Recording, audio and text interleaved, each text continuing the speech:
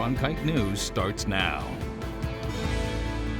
Good evening and welcome to Cronkite News on Arizona PBS. I'm Molly Hudson. Thank you for joining us. There's likely a surge of Omicron variant cases coming to Arizona. That's the word from Joshua LeBaire, the executive director of ASU's Biodesign Institute. At a briefing today on the latest data, LeBaire also warned that if you aren't vaccinated, you are almost certain to get COVID-19 at some point. And with Arizona's low vaccination rate, he says that's a lot of kindling for the fire. LeBaire offered advice for holiday gatherings. Given the already present surge of Delta in the state and the likely new surge of Omicron coming to the state, this would not be a time to gather in big crowds indoors. I would say if you're going to get together with immediate family.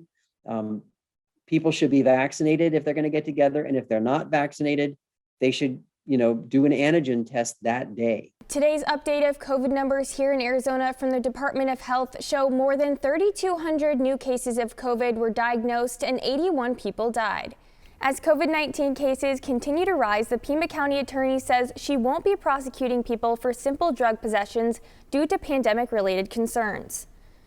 She says she made the move to, quote, protect both Pima County jail employees and people who are detained against the surging threat of COVID.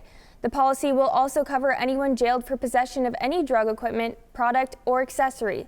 However, the new policy is expected to last only 60 days before it is reviewed again. Many people and organizations gathered in front of the Senator building in downtown Phoenix to share how the Build Back Better plan is beneficial to the needs of Arizonans and Americans. Today will be the last day for the child tax credit checks if the Build Back Better plan is not passed by December 28th. An Arizona parent shares her concerns and how this bill will impact her and other families if the bill is not passed. I am here today to not just speak on the benefits of the child tax credit for my family, but for all families in Arizona. I often hear in the news about revitalizing our economy. One way for us to do that is to help with the cost of childcare. And for many families, these payments help do just that. After the event, gatherers were able to talk to organization leaders one-on-one, grab hot chocolate, and take pictures with Santa. They were also able to write letters to Senator Sinema and Senator Kelly to motivate them to pass the Build Back Better plan for Arizona families. Water leaders for Arizona, California, and Nevada signed an agreement today that would reduce the use of Colorado River water. The agreement, known as the 500-plus plan, requires a total of $100 million from Arizona, Nevada, and California to help fund payments for water use reduction, as well as efficiency projects that result in supply savings throughout the lower basin. The signing of the agreement took place at the Colorado River Waters Association annual meeting today in Las Vegas. The Roar will return to TPC Scottsdale this February for the 2022 Waste Management Phoenix Open, after COVID-19 forced a scaled-back event in 2021. Cronkite News reporter Jack Johnson shows us how preparations are already underway for a tournament that is once again trying to redefine the golf spectating experience. Breaking through the tranquility of the golf course is the hammering of construction. TPC Scottsdale is rebuilding its distinctive stadium viewing experience for this February's Waste Management Open after a year off due to COVID-19 crowd restrictions. We didn't do a lot of building in 2020, so just kind of getting everybody back on the same page, getting back in the rhythm of building the greatest and greenest show on grass. And there can be no room for rust. The timeline for completion is short, and the plans for the event are even more grand than just golf. Right here at the iconic 16th hole, we're going to host a concert in the Coliseum. We're going to drop a stage right in the middle of the fairway in the round, and Old Dominion is going to open up for Thomas Rhett at 5 p.m. on February 5th. The tournament is still months away, but preparation here at TPC Scottsdale has been underway for weeks. This course requires a lot of resources and infrastructure to host week-long crowds that will total higher than the population sizes of some American cities like Boston, Nashville, and Las Vegas. The sheer volume of supplies needed is staggering, and it's all for a crowd size that will likely eclipse 700,000 for the week. Many of those fans will watch from atop the temporary 3-story skyboxes, but temporary in this case does not mean flimsy or unstable. We're like anybody else. I mean, we have a permit for this property. We work closely with Scottsdale Fire. We meet them out here regularly, so there's no surprises. And then we check these structures on a daily basis. As the steel columns rise, so does the anticipation for the return of the rowdiest atmosphere in golf. In Scottsdale, Jack Johnson, Cronkite News. Cosby says construction and preparations will continue until the day the tournament begins. The 2022 Waste Management Phoenix Open will be held February 7th to the 13th. And now a look back at some of our top stories from our health team. Doctors and nurses reported an increase in stress and depression while working during the pandemic. Mental health is just as important as physical health, especially for those who care for us. According to a number of national studies, physicians have one of the highest rates of death by suicide.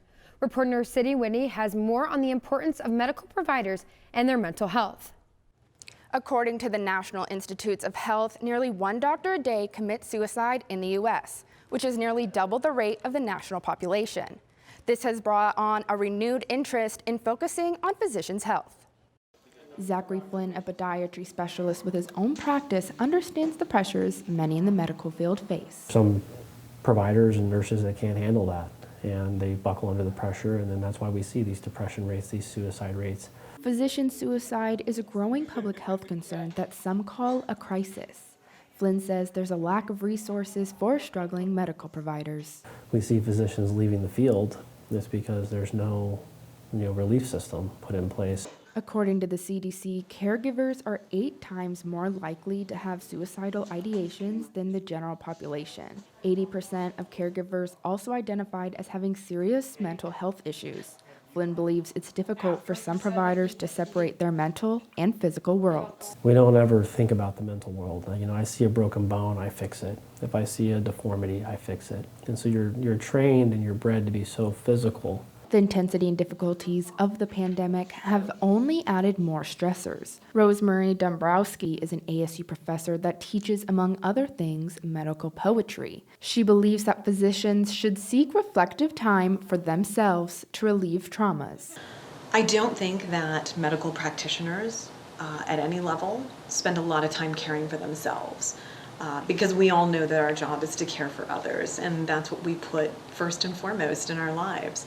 And so slowing down just a little bit, reading some medically themed poetry so that we know we're not in this alone. Physicians and nurses are hesitant to seek help due to the stigma and are afraid that it may impact their business. One national report says physicians who have died by suicide tend to have little to no mental health treatment compared to non-physicians who died by suicide. Creating bonds and friendships within the medical industry is one of the many ways that physicians can form a healthy support group and system. The stuff that we see, the stuff that we do, if you just compartmentalize or internalize it, it's going to eat you alive. Though medical providers are thought to always have the answer, medical providers need help and seek assistance just like their patients. National study says that solutions from individual to large-scale interventions have been proposed to address the issue, but few of the solutions have been tested. In the studio, Sydney Whitty, Cronkite News. Seizures and drowning are 2 of the most common calls for pediatric emergencies. Cronkite News reporter Bella Hoffman shares more on an event hosted by Phoenix Children's Hospital for first responders to stay up to date on training for pediatric emergencies. Pediatric 911 calls represent fewer than 5% of all emergency calls.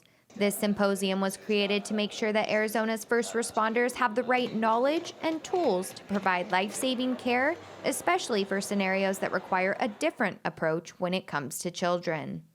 This event was made possible by a $250,000 grant from the Phoenix Suns. Kids are they're kids, so they don't present exactly the same way, and every stage of development is differently. So, a 3-year-old might have a vocabulary, but they might not be able to say that they feel short of breath or have difficulty breathing. They might say that their mouth feels funny or their tongue feels funny. They might use words that you're just less familiar with. Continuing education, also known as CE hours, is a requirement for doctors, nurses, paramedics, and EMTs in order to maintain their certification. The Phoenix Fire Department requires 80 hours of various CE training per year. Educational training like this symposium counts towards that requirement. We have over 200 firefighters from the Phoenix Fire Department here, and this is really a fantastic event. It's a really great example of a public-private partnership where we're able to get our EMTs and medics up to date on the latest and greatest in the field of pediatric emergency care. Medical technology like the Stryker chest compression system can deliver high-performance chest compressions with less strain, micromanagement, and risk. Every second counts in an emergency. Phoenix Children's is proud to serve as the communication hub for pediatric emergencies, providing guidance to first responders in the field regardless of the patient's final destination. In Phoenix, Bella Hoffman, Cronkite News. The emergency department at Phoenix Children's Hospital is verified as an advanced life support-based hospital for pediatrics by the Arizona Department of Health Services. A healthy lifestyle for children means more than just a healthy diet, according to a national study. Cronkite News reporter Alyssa Stoney talks with the lead researcher about how this could affect a child's health throughout their lifetime. The microbiome is a mix of trillions of microscopic organisms within the digestive tract that protects against specific pathogens, helps with growth and development, and influences how children respond to vaccines. The SES of the family was predictive of different organisms, or the abundance of different organisms living in children's microbiome. And this can have really important implications for understanding how our early life environments can shape one's health throughout the lifespan. Socioeconomic status relates to the family's income, educational attainment, financial security, and social class and status, according to the American Psychological Institution. So I just think that understanding that the early environmental exposure of our children really matters for the overall health of our country. Candace Lewis, assistant professor with ASU and TGen, says the research should encourage policymakers to consider giving families adequate resources and access to nutrition while lowering stress in their lives. Alyssa Stoney, Cronkite News. TGen will continue to look at children's gut and microbiomes and the different microorganisms within a child to determine if it is affecting their long-term health. November 1st was the deadline for many workers across the United States to get vaccinated for COVID-19.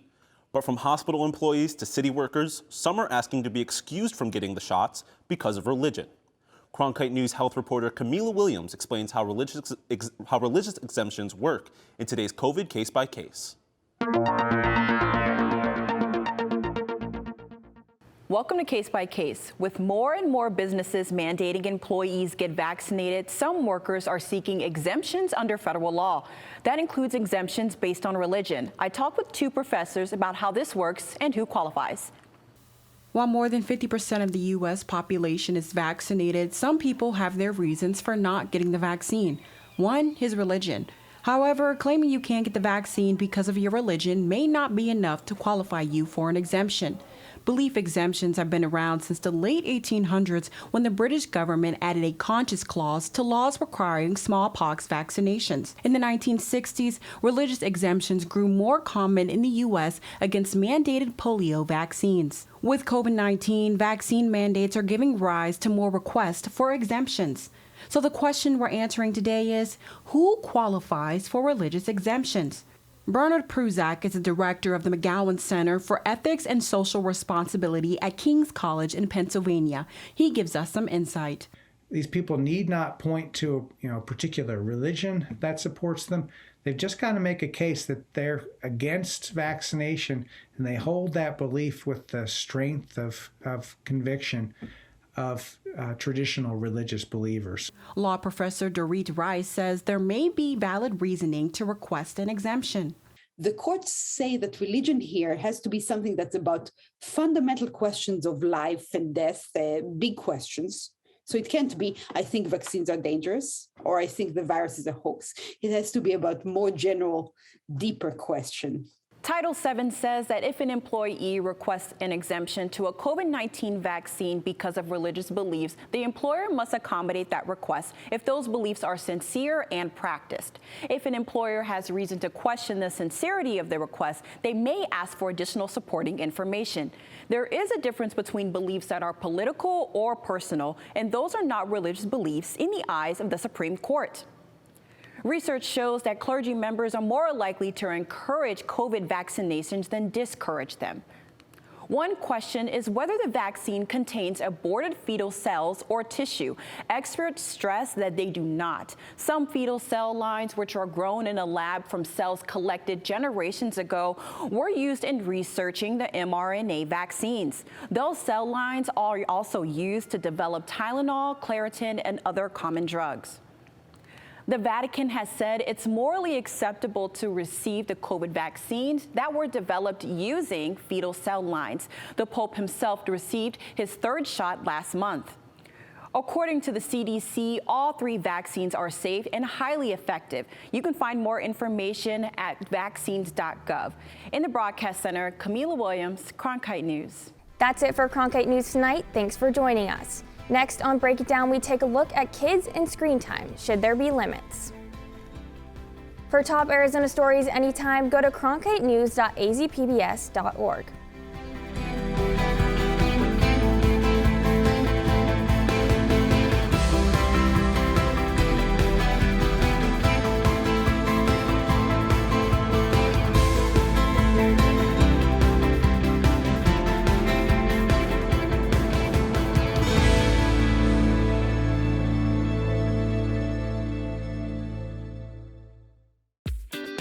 Your favorite member benefit is getting better and bigger. This is wonderful. Over the next year, Passport is adding new shows and doubling the number of episodes for you to stream. They give us all that they've got. From your favorite cooking and travel series. Even the stairs are breathtaking. To history specials and award-winning documentaries. Better and bigger. That really is the fun part. Stream on any device with Passport on the PBS Video app. The Walter Cronkite School of Journalism and Mass Communications Phoenix Sports Bureau provides students with hands-on learning experiences and opportunities in sports journalism. From covering local high schools, colleges, and the pros, students get the opportunity to go live from our Facebook shows covering local, collegiate, and pro sports in the Valley. From digital reporting, broadcast, social media, and producing, there's opportunities for all. For more, go to cronkitenews.azpbs.org. Hey, I'm Rick Steves. You know, I don't go anywhere without my passport. And now, thanks to PBS Passport, you can travel with me and watch all 10 seasons of Rick Steves Europe and all my travel specials. This exclusive streaming service is just for our members.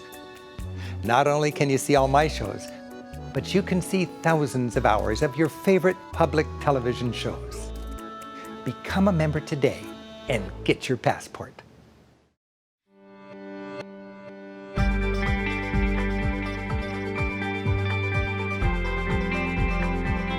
Break It Down is brought to you in part by Mayo Clinic and viewers like you. China has made international headlines by limiting screen time, specifically video game time for under 18-year-olds to 3 hours a week. And it's got a lot of parents in the US, including me, thinking, should we be re-strategizing game time at our houses? Elena Lowry, help us break this down. Does China have the right idea? Well, actually, no, from where we're sitting. So I don't see China's new rule really having much influence on what happens here in the US in terms of regulation. I think our kids would be better served with parents just spending a little more time with their kids who are doing the video gaming. We hear a lot about this concept of digital addiction. What is that, and how much of a problem is that, especially for young folks? The word addiction gets used a lot to describe a certain kind of focused attention on media and technology. So we might say that we're addicted to checking our email, right, as adults. Kids, however, they might display what kind of looks like addictive behavior when they're only super engaged in creating something or getting to the next level on a video game. We talked about China. They said they created this new rule to curb youth video game addiction, but diagnoses of similar disorders really vary a lot across different countries. Really addicted, and I put that in quote, addicted gamers only represent about 1% to 3% of all gamers. And remember, it is really difficult to have any kind of accurate estimate because of the lack of transparency and the lack of clarity that goes into what gaming addiction is. And so the vast majority of gamers wouldn't be considered addicted. So we have to think about that first before we start talking about what can we do or what should parents be looking out for. So that's fascinating. And I'll tell you, it's fascinating to me as a parent, especially with a little guy who is really into his video games. And it seems to be kind of the primary way that a lot of young folks socialize with each other. Not only just gaming with themselves, or gaming with each other. It's sort of like a group activity and they're chatting during that time. So how much time is the right amount of time? I guess that's a question that many of us have as parents. Excessive gaming, we know, has been associated with bad sleep, eye strain, wrist strain, even obesity, poor school performance, and in some cases, social withdrawal. However, you mentioned the fact that a lot of kids are playing these online games with other people. That's great. And that is one way that, Common Sense has done research, and we've found that that is actually a really good way for kids to socialize. But again, everything in moderation, right? How many times as adults do we hear this when we talk about our diet or when we talk about drinking? Everything in moderation. And so it's the same thing for kids on video games. I want to hear what you have to say about the ding, ding, ding word quality of screen time. Not all screens are created equal. A lot of parents are worried that online classroom time is adding to kids' screen time, and it really shouldn't be. So even with adults, if we're reading a newspaper article from the Wall Street Journal, that's very different than scrolling for puppy videos. You know what I mean? So good content is going to be the key. Parents should be really careful. They should be choosing high quality media. So age appropriate. We should be talking about things like, is it educational? Is it something that is going to require my child to be online for 3 hours from a game standpoint? With Common Sense, one of the things that parents know us for is our ratings and reviews of all media for kids. So whether it's video games or movies or books, apps, we're also moving into podcasts. We rate and review, not thumbs up and thumbs down, and this is good and this is bad, but we have a rubric that we use to help parents really determine, are there good role models in this content? Whether it's a movie or a book. Is there negative imagery? Is there bad language? Is there nudity? I mean, we point out all of those things so that a parent of a 12-year-old, in your case, might not want their kids seeing something that, has a lot of violence or has a lot of nudity, or, at 12 years old, you don't want your kids seeing that. So that's the kind of thing that parents really need to pay attention to and look for. And that's what I mean about that quality media. Yeah, and that's really helpful. And by the way, we use Common Sense. We use the website. A lot of parents are having to figure out, how do you navigate from going from the kind of child to tween to teen, and what is the content and how you determine quality. What do you think about sort of excessive use, or what is excessive in terms of how much movie time should they get? How much TV time should they get? And how does that compare to the other type of screen time, which is like video games, being on YouTube, being on TikTok, etc.? Let's talk about video games first, because these are some key symptoms according to experts and to research that, that we have done. If most non-school, or if all non-school hours are spent gaming, that's a flag. If your kids are lying about computer or video game use, that's a flag. They would choose a video game rather than to play with their friends. And by that, I don't mean a video game that they're playing with their friends, but for some of the younger kids, especially, rather than just like going and hanging with their friends, are they unable to stop gaming for a few days straight? That is a serious red flag. And then another one that parents should be aware of is if they're moody when they're not playing, right? Mm-hmm. So they can be downright hostile if you tell them no video games for a week, right? If parents use that as punishment, which we don't. End of the world. End of the world. Yes. End of the world. If you see any of those red flags and you're concerned that your kids might be addicted to gaming, don't dismiss it as a phase. You do want to address it. One thing parents can do, whether it's gaming or any kind of screen time behavior, is to keep track of it. Try to use like a small journal or a notebook of when they play and for how long, any problems that result, how they react to the time limits that you might be putting on them, which parents should be putting some time limits on. And then you'll know if you need to seek professional help. And we know, I mean, you and I both know as adults that addictions are real and they need experienced, informed people to help, really try to conquer it. And so don't ignore it. Don't just say, oh, he's a 12-year-old and so that's all he does is play video games. I mean, we know that a typical teen's day from our research, and I mean, I couldn't believe it when I saw these numbers. A typical teen's day includes up to 9 hours of texting, gaming, watching videos, and posting on multiple social media networks. So, and they're doing this while they're doing their homework. So it does make parents wonder if their kids are addicted, to technology or, to gaming. So try to keep track if you can, just, for a few weeks to see if maybe there really is a problem. Elena Lowry, thank you so much for helping us break this down. We got to figure out how to find balance in a highly connected world. And let's keep this conversation going. Please join us in the comment section below. Thanks so much. Thank you.